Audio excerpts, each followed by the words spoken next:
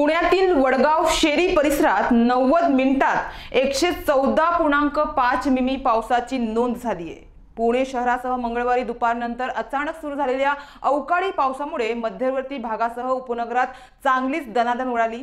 विशेषतः वडगाव शेरी, धानोरी, लोहगाव या भागात पावसामुळे रस्त्यावर जोरदार पाणी वाहिले। काही भागात तर रस्त्यावरच पाण्याची तळी साठली, त्यामुळे रस्त्यावर साचलेल्या पाण्यातच वाहने अडकून पडली। या पावसामुळे शहराच्या मध्यवर्ती भागातील रस्ते देखील जलमय झाले। तर एकीकडे हवामान विभागाने दिलेल्या माहितीनुसार पुणे शहर आणि परिसरात अजून 2 दिवस अवकाळी पाऊस हजेरी लावणार आहे। दरम्यान मंगळवारी वडगाव शेरी भागात 114.5 मिमी पाऊस पडला। पुणे शहरात सर्वात अधिक पाऊस पडल्याची ही नोंद झाली आहे। दरम्यान अजून 2 दिवस शहरात पाऊस पडेल असा अंदाज हवामान विभागाने दिला आहे।